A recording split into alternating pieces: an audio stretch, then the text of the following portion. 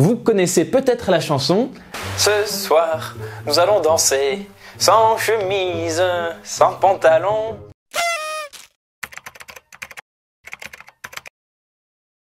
Ouais, je vais pas faire la suite, ne vous inquiétez pas. Si je vous en parle de cette chanson qui commence à dater, c'est parce que nous, chez Frandroid, on a un autre refrain à vous proposer. Demain, nous allons téléphoner, sans prise casque, sans prise USB. Voilà, c'était l'instant malaise. Salut à tous, c'est Omar de Frandroid. Aujourd'hui, on va parler d'une tendance qui a des chances de s'imposer dans les années à venir et je parle des smartphones qui n'ont aucun port de connexion, c'est-à-dire 0 trou sur les côtés, que ce soit pour la prise jack ou pour la prise USB. Et ensemble, on va essayer de savoir si cette idée elle est débile ou si c'est l'avenir des smartphones. C'est parti!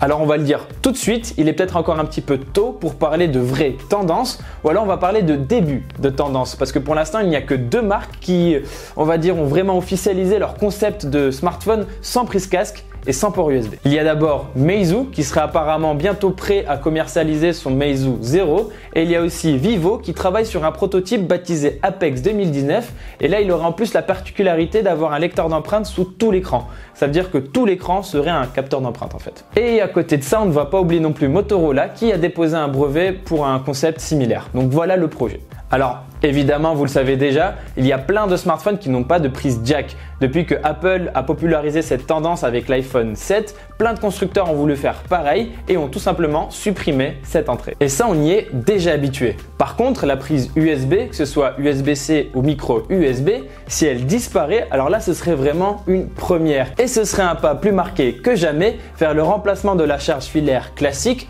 par la charge sans fil qui, mine de rien, se démocratise de plus en plus. Le truc, c'est que la charge sans fil, elle pose encore un problème aujourd'hui. Les technologies actuelles, elles sont limitées à 15 watts maximum. Alors ça va, c'est pas mal, mais on est encore loin de la charge rapide que proposent les solutions filaires. Par exemple, l'Oppo Find X a un chargeur SuperVOOC de 50 watts qui permet une recharge intégrale en 30 minutes seulement.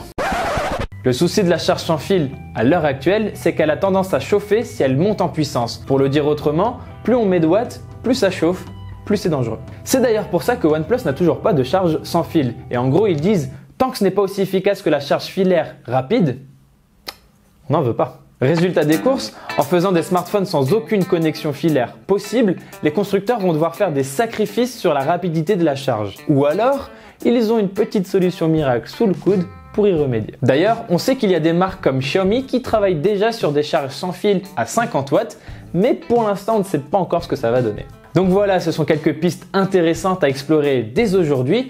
Après, pour être honnête avec vous, je ne pense pas que cette tendance elle va vraiment s'imposer avant quelques années. Et avant de finir, on rappellera qu'Apple a lui aussi songé à supprimer le port Lightning qui permet de recharger les iPhones. Et on rappellera aussi que les derniers iPhones sont compatibles avec la charge sans fil, mais qu'AirPower, le chargeur sans fil officiel d'Apple, n'est toujours pas commercialisé. D'ailleurs, AirPower, où es-tu? Quand sortiras-tu? Pas de réponse. Blague à part, il y a fort à parier que dès qu'Apple supprimera effectivement son port de charge, plein d'autres constructeurs feront pareil avec leur port USB parce qu'il faut bien l'admettre, aujourd'hui, Apple a toujours ce pouvoir de créer des tendances. Voilà, c'est tout pour cette vidéo. Merci de l'avoir regardé jusqu'au bout. Pensez à vous abonner à notre chaîne YouTube et à aller faire un tour sur notre site frandroid.com pour en apprendre plus sur cette petite tendance. Quant à moi, je vous dis à très vite dans une prochaine vidéo sur Frandroid.